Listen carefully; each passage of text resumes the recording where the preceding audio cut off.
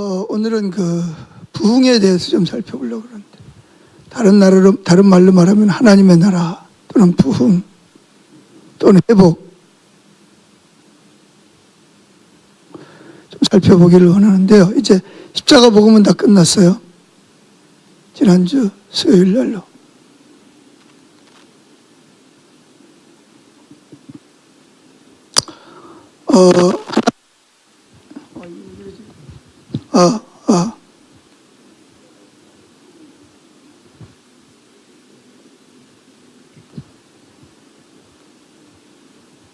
자, 하나님이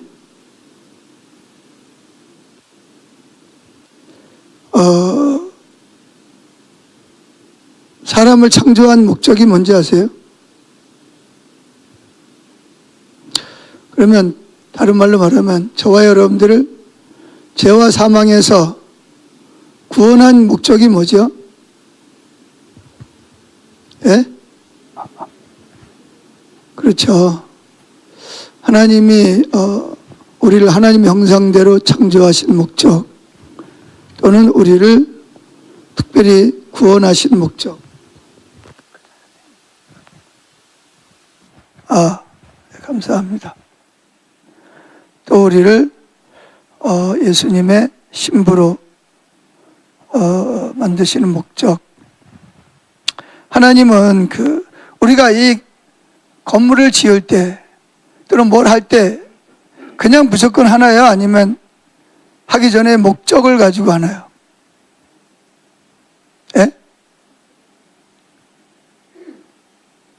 뭐 목적 없이 사는 사람도 있죠. 그냥 무조건 하루하루 그냥 왜 먹어야 되는지, 왜 공부해야 되는지, 왜 직장 다녀야 되는지 모르고 그냥 뭐 어쩔 수 없이 사는 사람도 있겠죠. 살기 싫은데. 소위 말하면 죽지 못해서 사는 사람들은 그렇다 치고, 일반적인 모든 사람들은 다 목적이 있어요. 여러분들이 앉아있는 의자를 만드는 사람이 무슨 목적을 가지고 만들었겠어요? 당연히 돈을 버는 게 목적이겠지만, 내가 만드는 의자에 성도인들이 앉아서 예배드리게 하는 게 목적이죠. 그죠? 그래서 여기 나무를 그 모양으로 깎아서 또 키우고, 또 거기다 또 이렇게 방석을 씌우고, 어떻게 하면 좀 더 편하게 예배드리는데 지장이 없이 잘 만들 수 있을까? 목적은 하나잖아요. 우리는 건물을 지을 때 다 목적이 있어요. 하나님도 목적을 가지고 있거든요. 우리가 그래서 목적이 이끄는 삶이라는 이야기 들어봤어요? 미국의 리 게런 목사님이 목적이 이끄는 삶이라는 책이 이렇게 두꺼운 것이 있고, 또 성경 공부 교재로도 나와 있어요. 저도 그분 책을 여러 권 가지고 있는데, 목적이 있어요, 하나님은. 그래서 그 목적으로, 근데 그 목적이 깨졌죠. 깨졌는데, 그럼에도 불구하고 하나님 우리를 사랑하셔서 그 목적을 다시 이루기를 원하십니다. 그 목적이 뭐냐? 그 목적은 바로 하나님의 사랑을 알고 하나님을 사랑하는 친밀한 사랑의 관계를 맺기 위해서 저와 여러분을 하나님 형상대로 창조하셨고, 그리고 그것이 깨졌을 때 예수님을 보내서 저와 여러분들을 다시 이 사랑의 관계로 회복시키는 겁니다. 회복이 뭐냐? 회복을 부흥이라 그래요. 그래서 부흥이 왔다는 말은 무슨 말이냐? 부흥이 왔다는 말은 그냥 뭐라 그럴까요? 그냥 많은 사람들이 새로 오고 열심을 내고, 그걸 부흥이라 그러는데, 그건 부흥이 뭔지를 잘못 알고 있는 사람이고, 물론 부흥이 오면 그런 일이 일어나죠. 근데 부흥은 회복을 말하는 회복. 회복이 뭐냐? 원래 상태로 돌아가는 거죠. 에덴 동산에서 아담과 하와는 하나님이 아담과 하와를 찾아오셔서 뭐 하셨어요? 걸어가면서 대화를 나누시고 사랑의 관계를 나누시고 서로 비밀 없이 서로 관계를 맺었다는 거죠. 그런데 그것이 하와가 그 하나님이 만드신 목적을 알고 있는 사탄이 그 하나님의 목적을 방해하기 위해서 결국 뭘 한 거죠? 하와를 찾아와서 선악과를 따먹으라고 한 거예요. 그러니까 사단도 목적이 있어요. 하나님도 목적을 가지고 저와 여러분을 하나님 형상대로 창조하셨고, 사탄도 목적을 가지고 하와를 찾아온 거예요. 사단이 그냥 하와를 찾아와서 선악과 따먹으라 그런 것처럼 보이지만, 사탄의 목적이 뭐죠? 하나님의 형상을 따라 지은 백성들이 친밀한 관계를 깨트리는 거예요. 어떻게 하면 하나님의 그 형상을 따라 지음받은 사람과 창조주 하나님과의 관계를 깨트릴 수 있을까?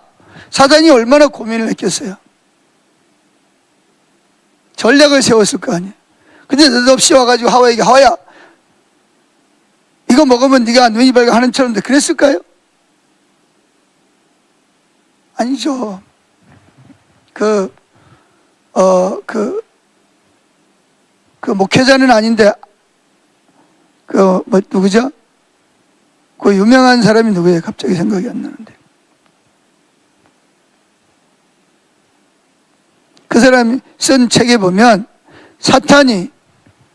대장 사탄이 이제 막 새롭게 그 사탄의 역할을 하는 쫄병, 신병에게 그 사탄이 해야 될 36가지의 어떻게 사탄 노릇을 해야 되는지, 어떻게 하나님을 믿는 사람들을 미혹해서 어떻게 해야 되는지를 36가지를 알려주는 편지를 보내는 그런 내용이 책이 있어요. 제가 책을 읽어봤는데, 한마디로 말하면 뭐냐면 하나님을 알지 못하게 하는 거죠. 하나님을 잘못 알게 하는 거예요. 오해하게 만드는 거예요. 그래서 하나님과 싸우게 하고 사람끼리도 서로 오해해서 싸우는 거예요. 근데 그 가장 범의 목적이 뭐냐? 하나님과의 사랑의 관계를 깨트리는 거예요. 그게 첫 번째고, 두 번째는 사람과 사람 사이의 관계를 깨트리는 거. 그래서 요한복음에도 보면 도적이 오는 이유가 뭐죠? 도적에서 말하는 도적은 사탄을 말하는 거예요. 도적이 오는 목적은 도둑질하고, 첫째, 죽이고 멸망시키는 걸. 죽인다는 말은 무슨 말이냐? 하나님과의 관계를 깨트린다는 거예요. 도둑질한다는 말은 하나님에 대한 잘못된 그런 오해를 하게 왜곡되게 만드는 거예요. 하나님에 대해서 오해하게 만드는 거죠. 하와가 왜 선악과 따먹었을까요? 사탄이 와가지고 하와 보고 그러죠. 야, 하나님이 진짜 동산에 있는 나무 먹지 말라 그랬어? 오해하게 만드는 거예요. 거짓말을 하는 거죠. 그랬더니 하와가, 아니, 하나님 그런 적 없어. 다 먹으라 그랬어. 그런데 동산 중앙에 있는 나무만 먹지 말라 그랬어. 그러니까 사단이 뭐라 그러죠? 야, 너를 창조하신 하나님이 너를 사랑하지 않아. 너를 사랑했더라면 선악과 따먹으라 그랬을 거야 아마. 생각해봐라. 왜 다 따먹으면서 왜 그것만 따먹지 말라 그랬는지 알아? 그거 따먹으면 네가 눈이 밝아져서 하나님처럼 될까봐 그래서 따먹지 말라 그런 거야. 그러니까 하와가 팍 돌아가 버리는 거죠. 하나님에 대해 뭐가 생겼어요? 왜곡된 오해가 생긴 거야. 아, 하나님은 나를 사랑한다더니 실제로는 안 사랑하는구나. 오해가 생긴 거야. 그래서 선악과를 나무에 딱 보니까 뭐처럼 생겼더라? 뭐라 그랬어요? 선악과를 딱 보는 순간 사탄의 말을 듣고 오해를 하고 선악과를 딱 보는 순간 먹음직도 하고 보암직도 하고 지혜롭게 할 만큼, 그러니까 내가 이거 먹으면 하나님처럼 지혜로워질 것 같아요. 창조, 만물을 창조하기도 하고 하나님과 동등한 위치에 있을 것 같아.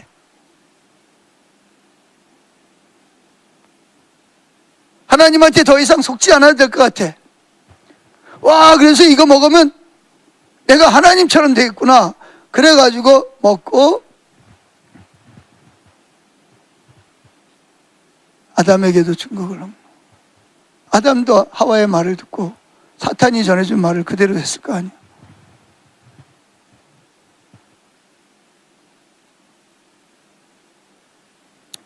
그래서 결국은 뭐가 됐죠? 하나님과 인간은 더 이상 에덴 동산에서 인간이 살 수가 없어요. 쫓겨난 거예요. 그래서 에덴 동산에는 들어가지를 못해. 하나님 계시는 곳에는 가까이 갈 수가 없어. 그래서 천사들이 불검을 가지고 지키는 거예요. 지금도 어딘가에 에덴 동산이 있을 거 아니에요, 그죠? 근데 거기 못 들어가잖아. 그런데 예수님이 오신 목적은 뭐예요? 그 깨어진 관계를, 하나님과의 깨어진 그 사랑의 관계를 다시 원래대로 회복시키려고 오신 거예요. 그게 완전히 회복되는 나라를 뭐라 그러냐? 하나님 나라라고 그래요. 그걸 우리말로 말하면 부흥이라고 합니다. 부흥. 자, 하나님께서 사람을 창조하시고 타락한 인간을 또 예수님을 보내셔서 우리를 다시 하나님의 백성이 되게 하시고 예수님의 신부가 되게 하신 목적이 뭐라고요? 딱 하나예요. 그게 뭐예요? 그래서 로마서에 보면 하나님이 우리에게 로마서 5장에 말해서 우리를 예수님이 하나님과 우리 사이를 뭐하게 하셨다? 화목해 하셨다. 화목해. 따라해보세요. 화목해 하셨다. 화목해 했다는 말이 무슨 말이죠? 다시 친밀함이 깨어진 것을 다시 어떻게 해요? 사랑의 관계를 회복시키는 거예요. 그리고 우리에게 뭘 주셨다? 화목해 하는 직책을 주셨다는 거예요. 화목해 하는 직책이 뭐냐? 하나님을 대해서 사탄의 말로 거짓말로 속아 있는 사람들에게 찾아가서 하나님은 너를 사랑하신다. 하나님은 너를 여전히 사랑하시고 너와 에덴 동산에처럼 그 관계를 회복하기를 원하시고 그래서 너에게 생명이 넘치기를 원하신다. 이 죽음과 아픔과 고통과 전쟁과 이런 고통에서 너를 하나님과의 관계에서 당신을 사랑의 관계로 회복시키기를 원하신다. 이렇게 해서 우리에게 화목해 하는 직책을 주셨다는 거예요. 그래서 하나님은 저와 하나님과의 그 사랑의 관계를 맺기 위해서 여러분을 창조하셨고 구원하셨고 그래서 교회를 세우신 거예요.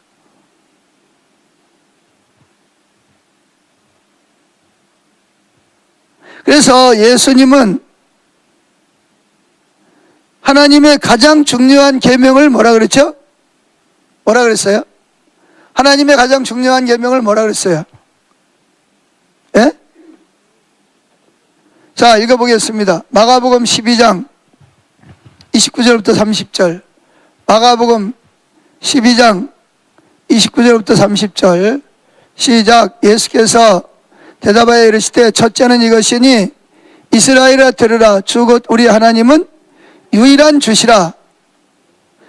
내 마음을 다하고 목숨을 다하고 뜻을 다하여 주 너의 하나님을 사랑하라 하신 것이요. 자, 어디 있는 말씀을 지금 인용하고 있죠? 쉐마, 신명기 6장 4절부터 9절에 있는 말씀을 인용하고 있는 거예요. 이스라엘아 들으라. 주 곧 우리 하나님은 유일한 하나님이시라. 하나님 한 분이라는 거죠. 그렇기 때문에 그 한 분을 내 마음을 다하고 뭘 다하고? 그러니까 다하고 제일 중요한 게 뭐냐면 마음이에요. 여러분 여기서 기억해야 할 것은 우리가 하나님을 사랑할 때 제일 중요한 게 뭐라고요? 마음이에요, 마음. 목숨과 뜻과 이거는요, 마음이 가지 않는데 아무리 많은 의식을 해봤자 얼마 안 가서 또 무너져 버립니다. 또 옛날로 돌아가 버려요. 주님, 제가 목숨을 다해서 주님 사랑합니다. 제가 내 모든 재산을 다 주님을 위해 사랑합니다. 막 의지를 동원해요. 근데 막상 주님이 그래요, 너 대단하다. 근데 내 목숨을 내가 좀 사용해야 된다. 그러면 어떻게 해요? 그러면요, 내가 언제 그랬냐고 그럽니다. 뭐가 없어요? 그래서 목숨보다, 재물을 드는 헌신보다, 충성보다 중요한 게 뭐죠? 제일 중요한 게 뭐예요? 마음이에요, 마음.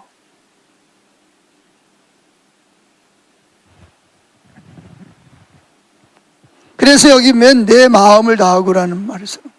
마음을 다하고.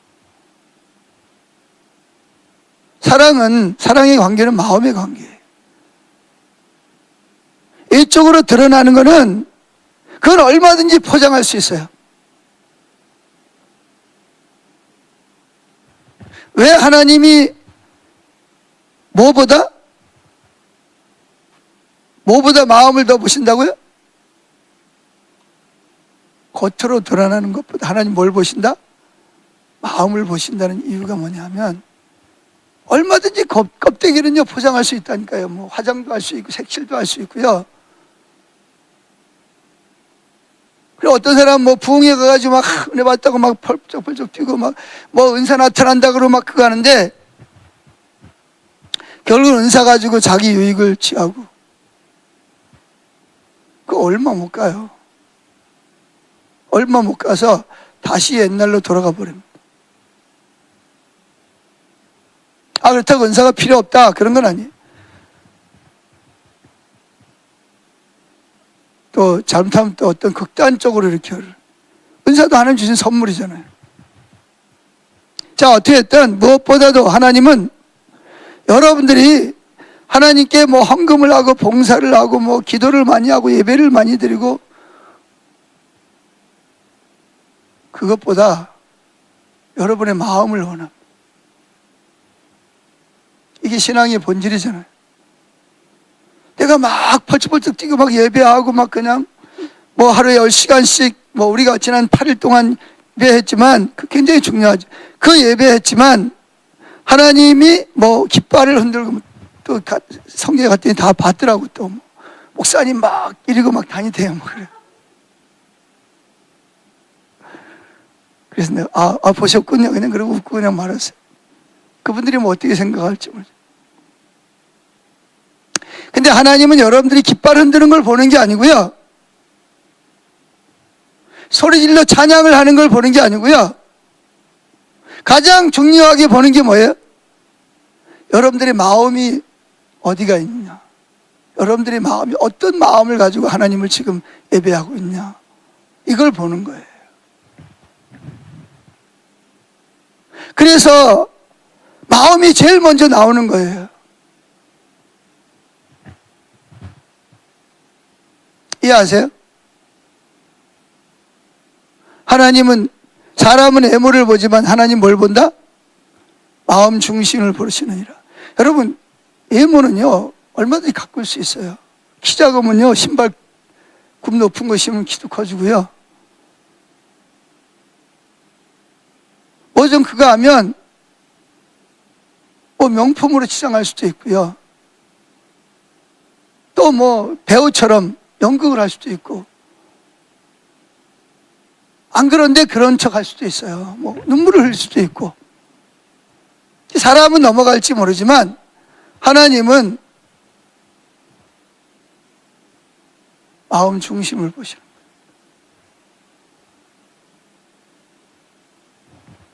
거예요. 네가 그 마음 중심에서부터 나를 정말 얼마나 알려고 하고, 네가 나를 사랑하려고 때로는 쓰러지고 옆으로 자빠지고 넘어지고 다른 사람 보기에는 참 꼴불견인 것처럼 보일지 모르지만, 그러나 하나님은 여러분의 마음 중심을 보시고 그 중심 때문에 기뻐하시고 중심 때문에 슬퍼하십니다. 겉으로는 막 그러는데 속에는 전혀 주님에 대한 갈망, 사모함, 사랑함, 주님 얼굴을 구하지도 않고 바리새인들처럼 겉으로만 그래 보세요. 그럼 주님 그런 사람 보면서 슬퍼해요.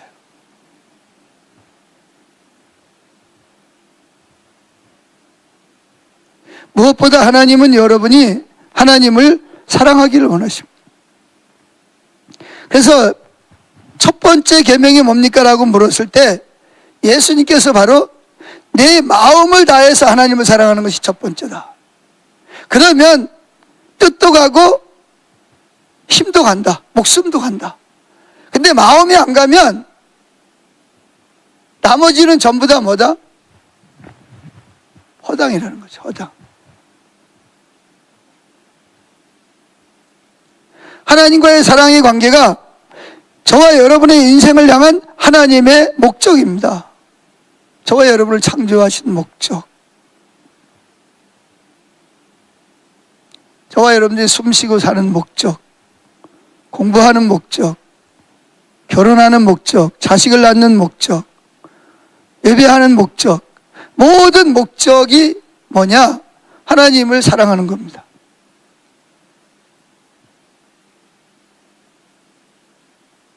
그래서 예수 그리스도의 구원의 은혜를 믿고 자신의 삶을 주인 되신 그분께 완전히 항복한 사람은 예수님 안에서 생명이 들어오는 거예요. 생명이. 새 생명을 소유하기 위해 새로운 피조물이라. 새로운 피조물이 되는 거예요. 자, 성경을 찾아보죠. 요한복음 17장 3절, 여러분 다 암송할 수 있는데 요한복음 17장 3절이 뭐죠? 영생, 영원한 생명은 곧 뭐라고요? 곧 유일하신 참 하나님과 그가 보내신 자 예수 그리스도를 아는 것이니이다라고 했어요. 영생이 뭐냐? 영원한 생명. 우리 속에 들어와서 우리를 영원히 살게 하는 생명이 뭐냐? 그것은 참 하나님과, 참 하나님이라는 말은 하나님에 대한 성령을 통해서 참 하나님이 누군지 사탄의 오해를 시키지 않고 그 오해를 끊어버리고 하나님께서 우리에게 하나님, 그분 참 하나님이 누구신지를 우리에게 알게 하시고, 그리고 우리를 사랑하사 그가 보내신 예수 그리스도께서 이 세상에 오셔서 내 죄를 위해 죽으시고 부활하신, 그리고 승천하시고 다시 우리를 위해서 지금도 하늘나라를 예비하고 계시는 그분을 아는 것이, 그게 바로 영생이라는 거예요. 자, 저와 여러분이 창조된 목적인 하나님과의 사랑의 관계를 경험함으로써 저와 여러분들은 하나님을 알게 됩니다. 따라합시다. 하나님을 경험함으로, 체험함으로 하나님을 알게 된다. 그냥 이론적인 지식이 체험적인 지식이 돼야 되고 경험적인 지식이 될 때 비로소 우리는 하나님의 사랑을 느끼게 되고, 그리고 우리 마음속에서부터 하나님을 향한 사랑이 하나님께로 향하게 되어지는 거예요. 그래서 예수님이 가장 큰 계명이라고 부르신 마가복음 12장 30절 말씀, 그 말씀은 누구에게 주신 거죠? 개인에게 주신 말씀이 아니고 영적인 이스라엘 모든 사람들에게 공통적으로 주신 말씀이라는 걸 기억해야 됩니다.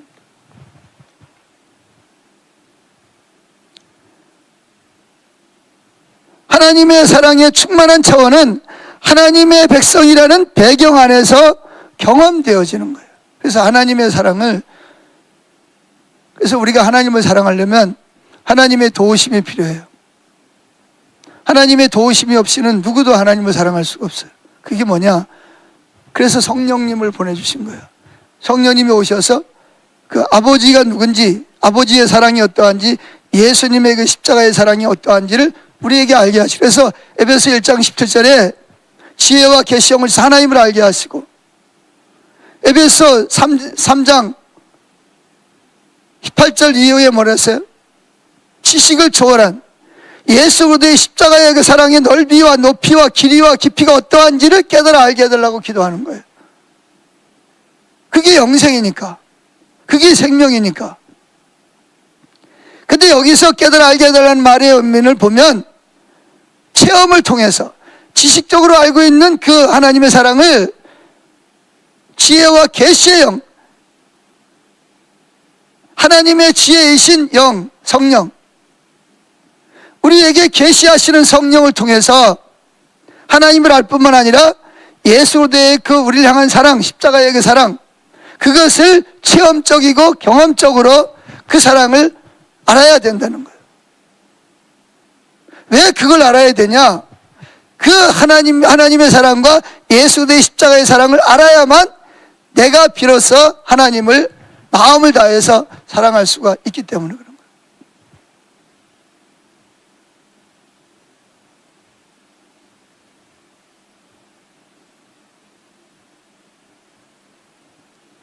하나님은 자기 백성을 살아있는 그리스도의 몸, 즉 교회로 구성하셨는데, 교회가 뭐냐? 교회는 예수 그리스도와 또 예수 그리스도와의 사랑의 관계일 뿐만 아니라 또 서로 간에 의미 있는 인격적인 관계를 통해서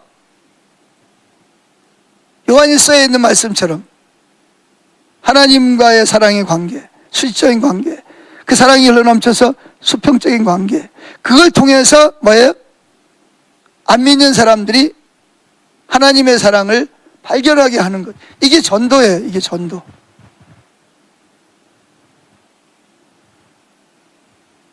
그래서 새로운 교인이 왔을 때 제일 중요한 게 뭐냐? 제일 중요한 것은 그 사람을 어떻게 하면 하나님과 사랑의 관계를 맺게 하느냐.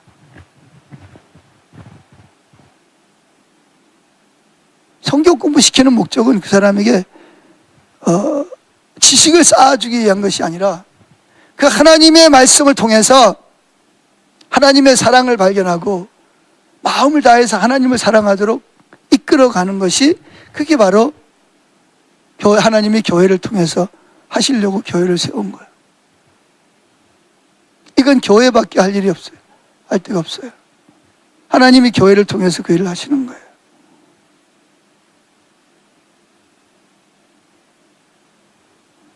하나님의 목적은 자기 백성이 전인격적으로 마음을 다하고 목숨을 다하고 뜻을 다하고 힘을 다하고 다해서 하나님을 사랑하는 거예요. 그 사랑의 관계 안에서 하나님은 자신과 자신의 놀라운 능력을 그 사람에게, 그 생명을 통해서, 그 사랑을 통해서 그 사람에게 나타내 주는 거예요. 그래서 너희는 그의 나라와 그의 일을 구하라는 말이 무슨 말이냐? 그것은 바로 하나님 나라 왕이신 예수 그리스도와 사랑의 관계에 빠지라는 거예요. 사랑의 관계에 들어가라는 거예요.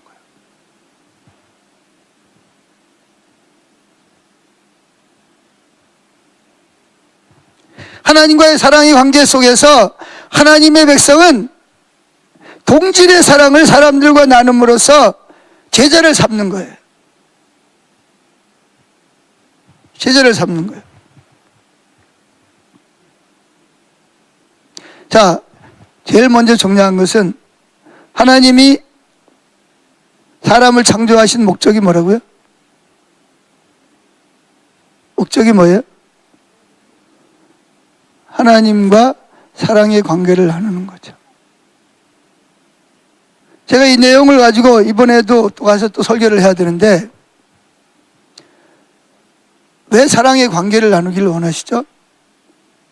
사람을 창조하기 전에 성부, 성자, 성령 하나님이 있어서 한 분이지만, 한 몸이지만 한 몸 안에 세 인격이 있거든요. 성부는 성자를 사랑하고, 성자는 성부를 사랑하고, 또 성자와 성부는 성령을 사랑하고, 성령은 성부와 성자를 사랑했습니다. 이렇게 사랑의 관계를 나눴어요.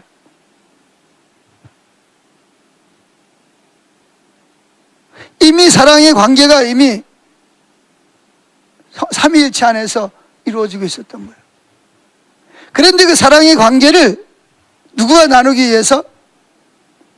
하나님의 형상을 따라 지음받은 사람들과 그 사랑의 관계를 더 나누기 위해서 하나님의 형상을 따라 저와 여러분을 창조하신 거예요.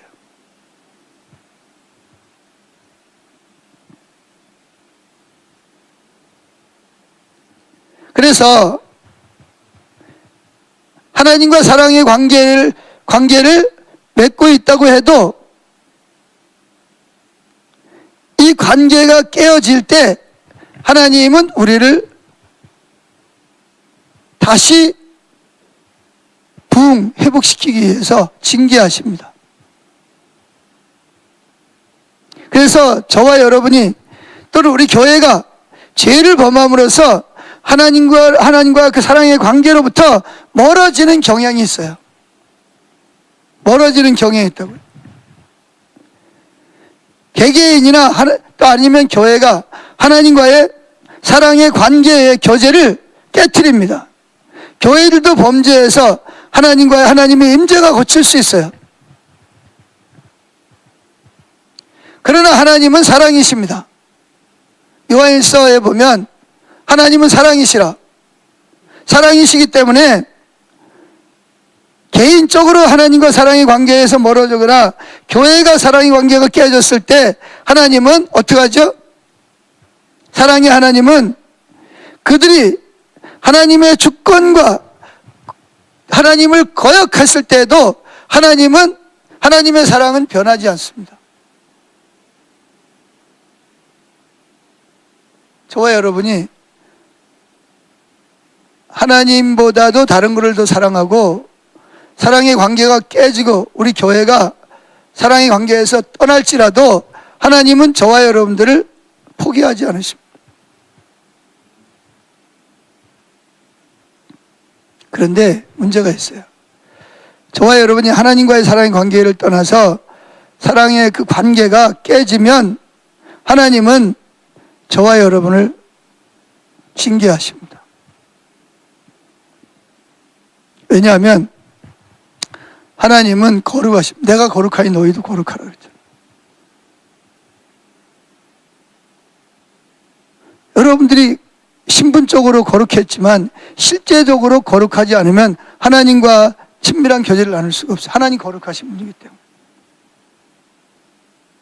하나님 의로우신 분이기 때문에 저와 여러분들이 자꾸 죄 가운데 거하면 이제 죄와 반역을 일으키면 하나님은 어떡하냐? 하나님은 반드시 처벌하셔야 됩니다.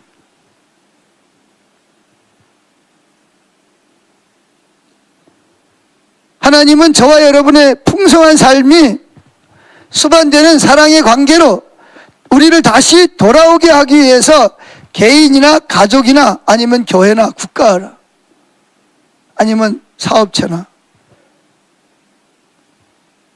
하나님은 징계하셔야 됩니다. 자, 히브리서 12장 5절 6절. 히브리서 12장 5절 6절 읽어보겠습니다. 시작. 내 아들아, 또 아들들에게 권하는 것 같이 너희에게 권면하는 말씀을 잊었도다. 일렀을 때 내 아들아, 주의 징계하심을 경히 여기지 말라. 그에게 꾸지람을 받을 때에 낙심하지 말라. 6절, 주께서 그 사랑하시는 자를 징계하시고 그가 받으시는 아들마다 채찍질 하심이라 하였으니. 이 말이 무슨 말이죠? 하나님은, 여러분 그러죠. 내가 잘못해도, 내가 잘못된 길로 가도 내 마음대로 가도록 내버려두면 참 좋겠죠, 그죠? 그리고 여러분의 자녀들이 법을 어기고 학교도 안 가고 마약을 하고 맨날 술이나 먹고 다니고 공부도 안 하고 지 마음대로 하면,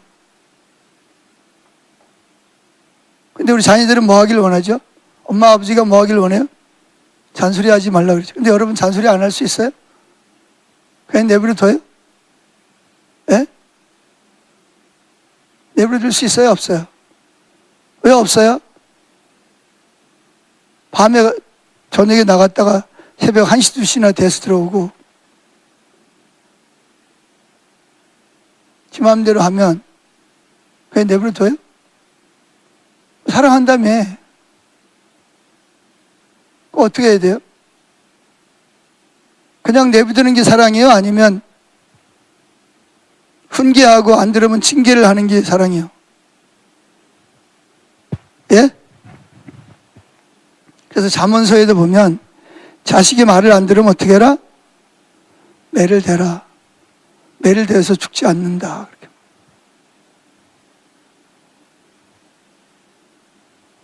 내 아들아 주의 징계하심을 경히 여기지 말며 그에게 꾸지람을 들을 때에 낙심하지 말라. 여기 그 다음 말, 주께서 그 사랑하시는 자를 징계하시고 그의 받으시는 아들마다 채찍질 하십니다. 이게 중요한 거예요. 사랑하는 아들마다, 받으시는 아들마다 징계하고 채찍질하는 거예요. 하나님이 여러분을 사랑하고 여러분 가정을 사랑하고 교회를 사랑하고 이 민족을 사랑한다면 우리가 하나님을 사랑의 관계에서 떠났을 때 하나님 반드시 징계하셔야만 됩니다. 근데 사탄은 우리가 하나님이 징계라면 오해하게 만들어요. 하나님 나 안 사랑하는구나. 나를 미워하는구나. 이렇게 곡해하게 만들어요. 그래서 하나님을 대적하고 원망하고 불평하게 만들고 교회를 떠나게 만들고 대적하게 만들고 자기는 몰라. 자기는 잘못이 없대. 이게 다 누구 잘못이요? 하나님 잘못이요. 잘못된 거 지적하면 다 지적하는 사람 잘못이요. 자기 상처받았다 그래.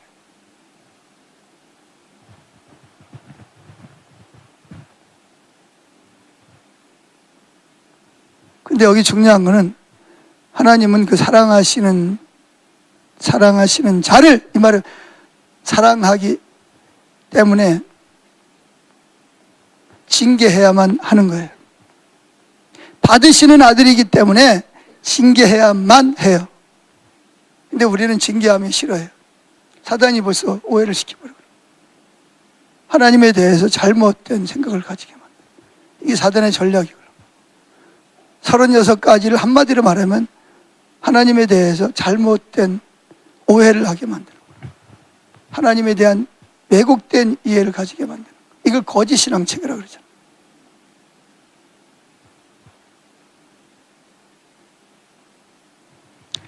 왜 징계를 하시냐? 왜 사랑하는데 징계하시고 왜 받으시는데 채찍질 않냐? 그것은 자녀들을 사랑하기 때문이었습니다. 하나님 우리 삶의 최선이 하나님과의 친밀한 사랑의 관계 안에서만 생명이 흘러가고 하나님이 말씀하신 약속이 성취되고 언약이 성취되고 하나님 말씀하신 축복이 흘러갈 수 있기 때문에 사랑의 관계에서 떠나면 관계가 깨지면 하나님은 사랑하는 자를 반드시 징계할 수밖에 없어요. 이건 버리는 게 아니에요. 만약에 징계가 없다, 채찍질하지 않는다, 그거는 진짜 이제 위험한 거죠. 그냥 하나님, 네 마음대로 살아. 네가 하고 싶은 대로 해. 너 어차피 지옥에 들어가서 소금치듯이 쓸 거니까 네 알아서 해. 버린 자식은 징계하거나 채찍질하지 않아요.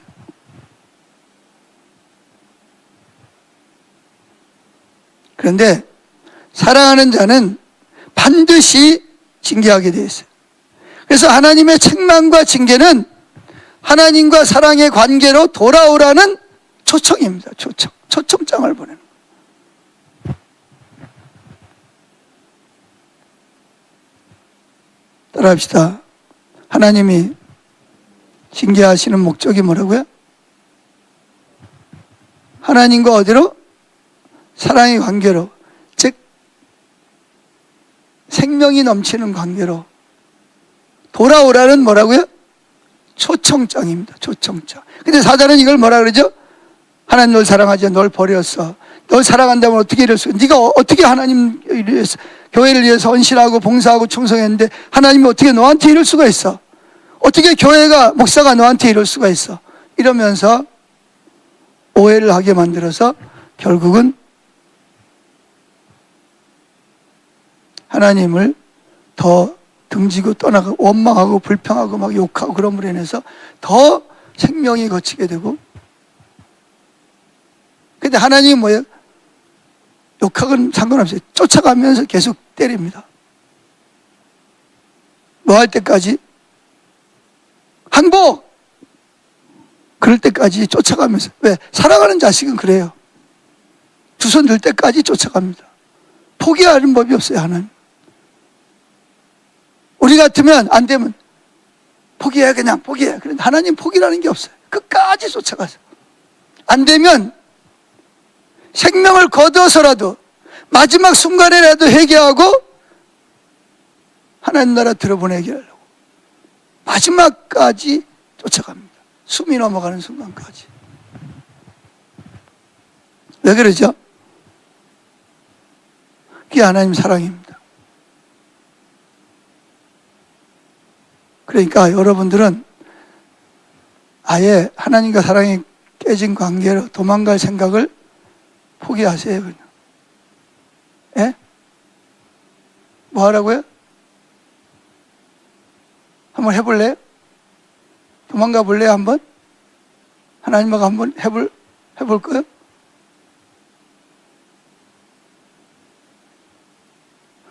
만약에 하나님이 여러분을 포기하셨다, 그럼 여러분은 가장 불행한 사람입니다. 일시적으로는 여러분 마음대로 살 수 있을지 모르지만 가장 불행한 사람입니다. 그러니까 사단이 우리를 오해하네. 그냥 내버두면 좋아. 근데 쫓아가면서 징계하고 채찍질하면 아, 왜 자꾸 그러는 거야, 왜? 아, 나 좀 내버려 두라니까. 난 내 맘대로 한다니까. 근데 하나님은 안 돼. 넌 내 자식이야. 넌 돌아와야 돼.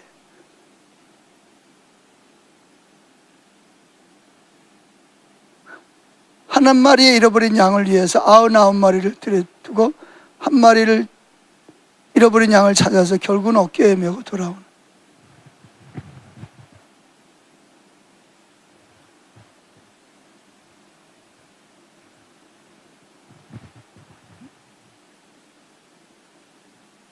근데 참 사람이 참 끈질깁니다. 그럼 이제 그 다음에는 안 그래야 되는데, 출애굽기에 봐도 그렇고 안 그래야 되는데 하여튼 계속 반항하고 또 원망하고 또 대들고,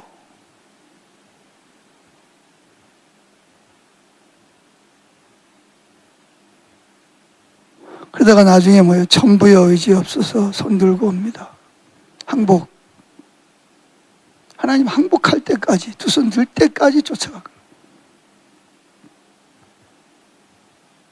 그러니 그 사이에 뭐 얼마나 많은 그 일이 벌어지면 가정에서, 개인적으로, 회사에서, 또 뭐 교회가 잘못하면 또 교회 임재가 거치고 교회 안에서 온갖 일들이 생기고.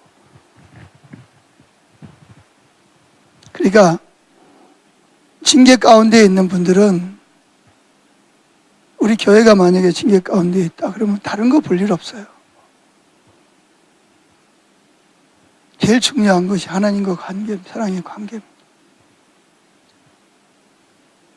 여러분들이 만약에 개인적으로 징계를 받고 있다, 다른 거 하려고 하지 마세요. 여러분 마음이 하나님과의 사랑의 관계로 돌아와야 돼요.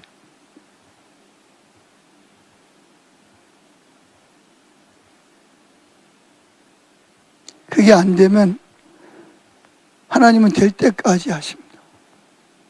왜? 거기에만 생명이 있으니까. 포도나무의 삶이 뭐예요? 사랑의 관계를 맺는 거예요. 사랑의 관계 안에 있는 거예요. 근데 그 사랑은 그분이 주도권을 잡고 있거든요. 내가 주도권을 잡고 있는, 그분이 주도권을 잡고 있어요. 그래서 지혜로운 사람이 어떠세요? 빨리 항복하는 거예요. 항복. 제가 우리 집에 개를 기르잖아요.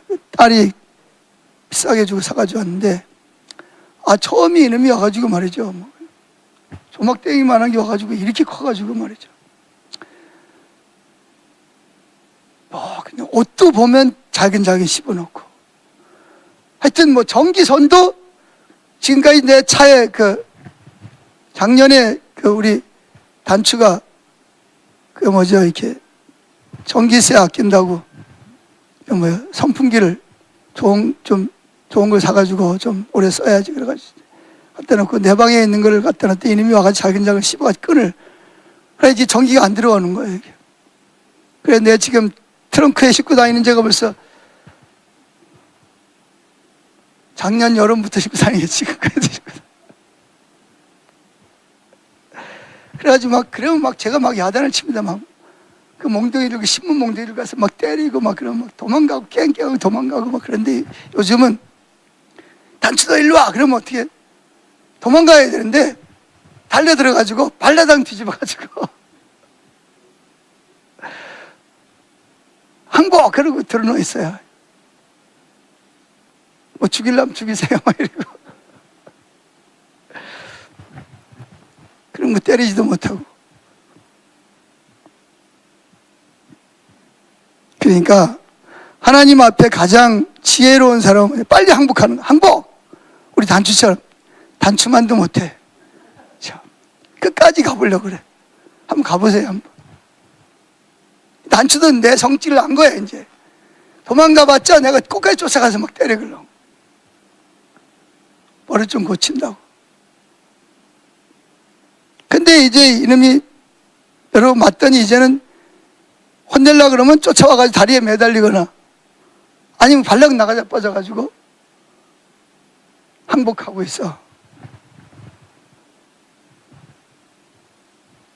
그러니까 우리가 하나님과 사랑의 관계에서 떠나서 하나님이 우리를 징계하신다 싶으면 어떻게 해야 된다고요?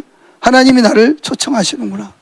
내가 하나님을 떠나면 생명이 거치고 포도나무가 포도나무 가지에 떨어지면 말라 죽어버려서 사람들이 밟고 지나면 부끄러움을 당하고 수치를 당하듯이 결국은 그렇게 되니까 나를 다시 어디로? 생명이 흘러가고 열매가 맺게 하기 위해서 하나님 나를 초청하시는구나. 나를 미워하는 게 아니라 정말 나를 사랑하는구나. 그렇게 하고 빨리 하나님께로 돌아오는 사람이 정말 지혜로운 사람, 복 있는 사람.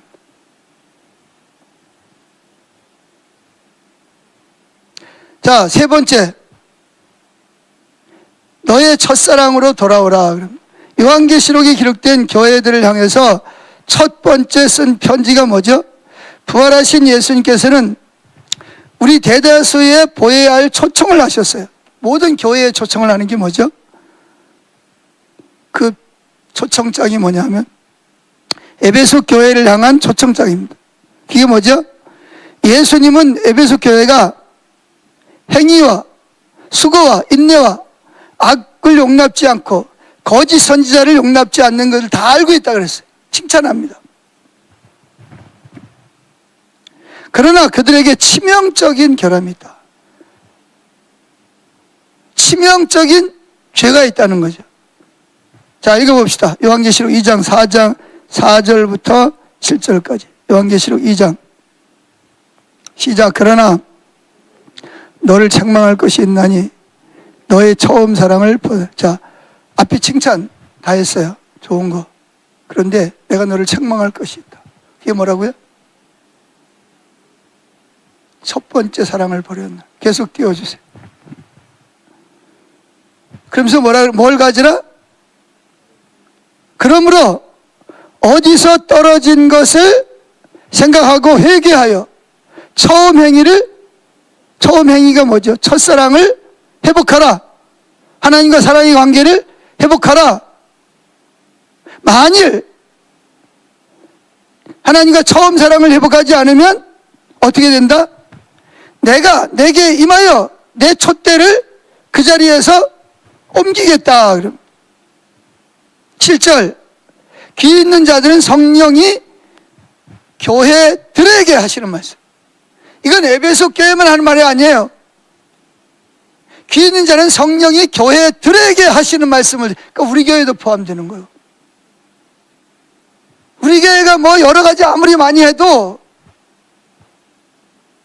사랑의 관계가 목적이 되지 못하면, 아무리 뭐 비전을 하고 24시간 기도를 하고 다음 세대를 세우고 뭐 치유가 나타나고 해도 하나님과의 첫 번째 사랑이, 그 사랑이 첫 번째에 놓여 있지 않으면 하나님이 오시는데 뭐하러 오시냐?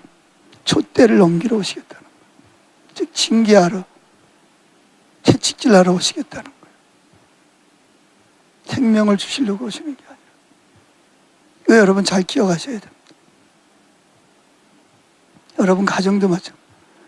여러분이 직분이 뭐든, 제가 목사건 뭐건, 여러분 직분이 뭐건 그게 중요한 게 아니에요.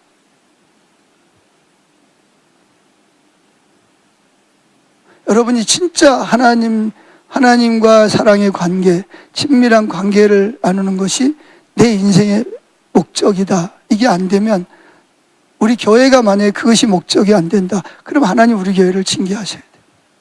여러분을 징계하셔야 돼요.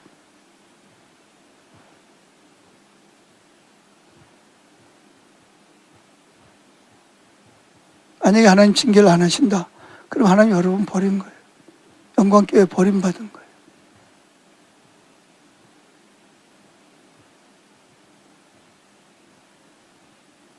지금 뭘 얼마나 많이 했냐, 그것도 중요하죠. 왜? 에베소 교회도 여러 가지 칭찬을 많이 받았으니까.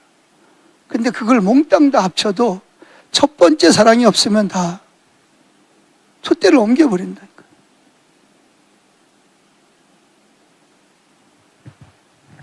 그러면서 뭐라 그러냐? 귀 있는 자는 성령이 교회들에게 하시는 말씀을 들을지어다. 그러면서 이기는 그에게는, 즉 첫사랑을, 모든 것을 이기고 첫사랑 돌아오는 그에게는 내가 하나님의 낙원에 있는 생명나무의 과실을 주어 먹게 하리라. 하나님 나라에, 하나님의 낙원에 있는 그 하나님의 나라를 지금 경험하게 하시겠다. 열매 맺게 하시겠다는, 여러분의 삶에, 가정에, 사업장에, 자녀들에게 생명이 넘쳐오르게 하시겠다는 거예요. 우리가 영적 부흥을 필요로 하는 주된 이유는 우리가 처음 사랑을 회복하는 거예요. 이게 부흥이에요.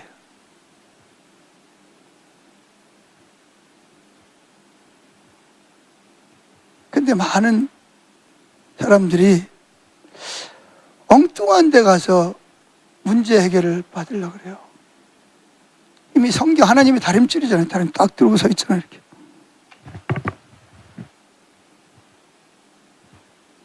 여기 맞아야 돼. 이게 하나님 말씀이잖아요.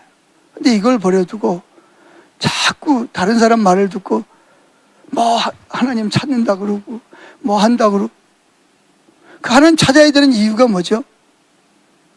다림줄에 맞춰서 찾아야지. 그게 뭐예요? 첫사랑을 회복하는 데서 찾아야지. 이거 내비두고 다른 거 아무리 해봤자 하나님은 그러면 그럴수록 더 징계하실 텐데, 더 안 될 텐데. 많은 사람이 다림줄을 내버려 두고 자기가 보기에 다른 사람이, 하나님 말씀이 다림줄이잖아요. 이걸 내버려두고 이 사람이 뭐라 그럴까? 저 목사가 뭐라 그러지? 저 사람이 뭐라 그러지?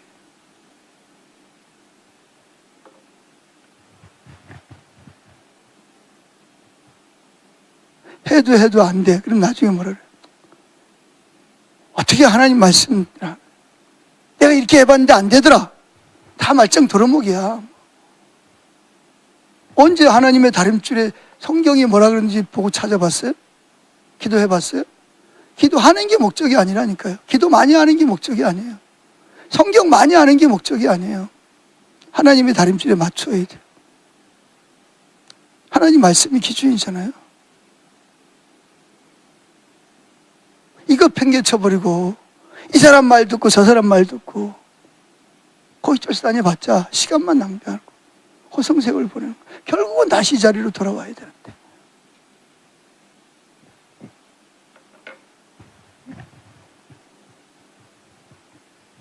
자, 말씀을 마칠게요.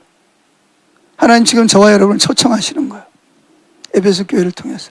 이 말씀은 에베소 교회에 하시는 말씀이 아니에요. 나머지 앞으로 뒤에 나올 모든 7교회와 그리고 앞으로 세워질 모든 교회들에게 주시는 말씀. 즉 교회 여러분 모두에게 주시는 말씀이에요. 첫사랑으로 돌아와라. 첫사랑이 뭐예요? 사랑의 관계로. 그분이 목적이 되는 자리로. 다윗처럼 내 평생의 소원이 그분의 아름다움을 바라보는 거예요. 과거에도 현재에도 미래에도. 사도 바울처럼 그분을 아는 지식이 가장 고상을 해서 내게 유익을 주는 그 어떤 것과 또 비교해 볼 때 그건 배설물에 불과한 오줌 똥에 불과할 만큼 하나님과의 첫 번째 사랑을 그분을 알고 그분을 사랑하는 사랑의 관계가 가장 소중했다는 거예요.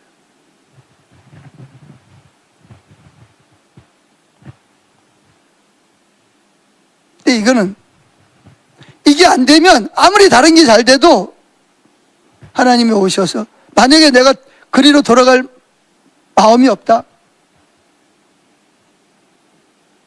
하나님 이렇게 말씀하셨는데도 불구하고 사랑의 관계로 돌아갈 마음이 없다? 그러면 하나님이 오셔서 오신다는 거예요. 생명을 주러 오시는 게 아니라 촛대를 옮기기 위해서 오신다. 이게 누구에게 하시는 말씀이라고요? 성령이 귀 있는 자는 성령이 교회들에게 하시는 말씀을 들을지어다. 교회들에게, 성령이 교회들에게 하시는 말씀을 들을지어다. 그래서 아가서에도 그러잖아요. 예루살렘 딸들아, 내 사랑하는 자가 깨우기 전에는 방해하지 마라. 이게 뭐죠? 하나님의 사랑을 알고 하나님을 사랑할 때까지 깨우지, 방해하지 말라. 다른 거 시키지 말라는 거예요.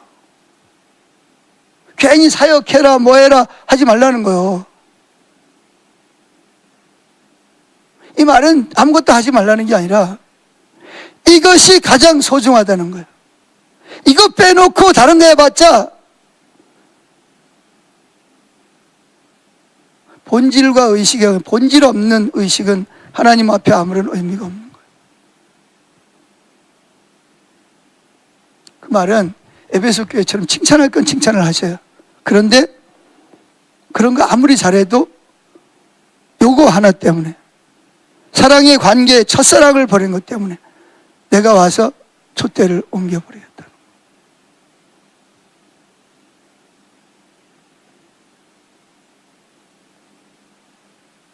그래서 그 말씀을 듣고 그리로 돌아오는 사람에게는 내가 하나님의 낙원에서 온갖 좋은 것들을 다 주시겠다는.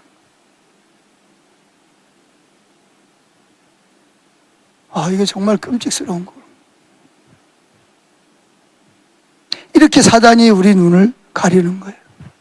오해시켜버리는 거예요. 잘못된 길로 가도록.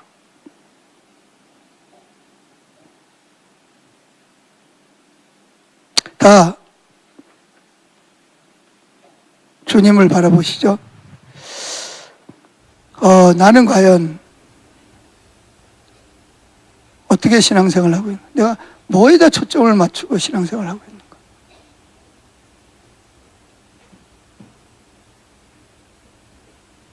정말 하나님이 나에게 원하시는 게 뭔가? 하나님이 정말 교회들에게 하시는 말씀이 뭔가?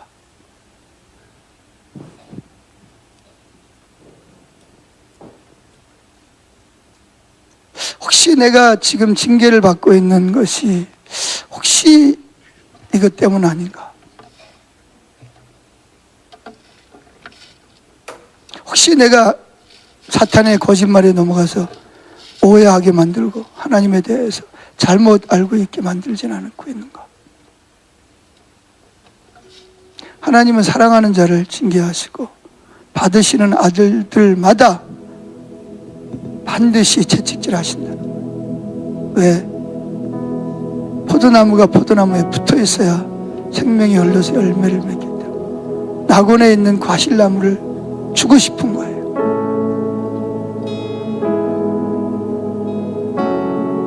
이스라엘아 들으라, 주 곧 우리 하나님 유일한 주시라. 내 마음을 다하고 주 너의 하나님을 사랑하여라.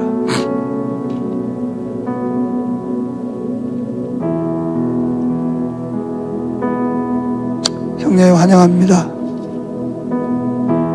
성령님 우리를 불쌍히 여겨주세요.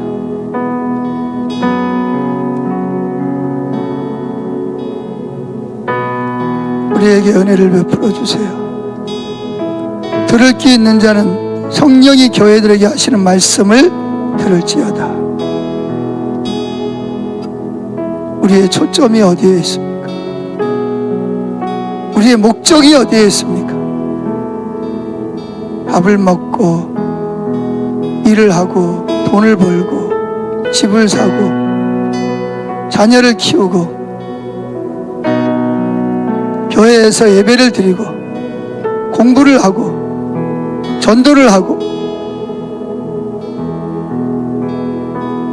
하는 이 모든 목적이 어디에 있습니까?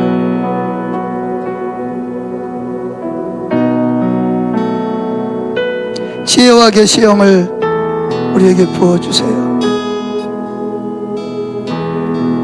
성령님, 지혜와 계시형을 영광교회 가운데 오늘 우리 가운데 부어주세요. 그래서 하나님을 알게 해주세요. 우리가 하나님을 잘 모릅니다. 사단이 우리 눈을 가리우고 귀를 먹게 해서 하나님에 대해서 오해하게 만들고 잘못된 하나님을 발견하게 만들고 내가 만든 우상을 하나님이라고 섬기게 합니다. 내가 이렇게 하면 하나님 기뻐하시겠지, 이렇게 내가 헌신하고 충성하면 하나님 복을 주시겠지 라고 강단에서 외치게 만들고 그것을 진리인 양 받아들이게 해서 그것을 따라가는 수많은 주의 백성들을 주여 불쌍히 여겨주시옵소서. 목회자들을 불쌍히 여겨주시고 저 자신부터 눈을 열어보게 해주시옵소서. 각자 주님을 좀 찾지요. 지혜와 계시형을 달라고 기도하세요. 하나님의 다림질에 맞추어서 하나님 말씀으로 입맞추게 해주세요. 사람이 떡으로만 사는 것이 아니라 하나님 입에서 나오는 말씀으로 산다고 했습니다. 하나님 말씀이 다림줄입니다. 김영식 목사의 말이 아니라 하나님 말씀이 다림줄입니다. 하나님은 다림줄을 가지고 쌓은 담 곁에 다림줄을 손에 들고 하나님 백성들에게 서서 이것이 내 다림줄이라고 말하고 있습니다.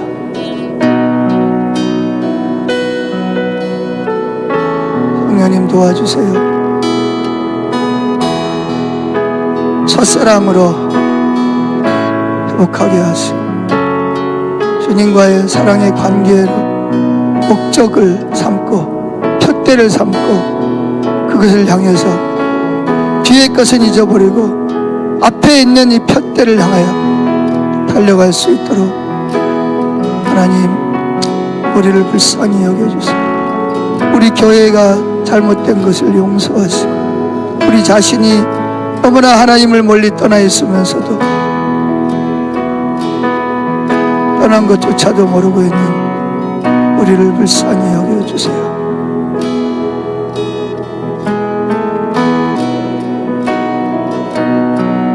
예수님의 이름으로 기도했습니다. 각자 자유롭게 기도하시다.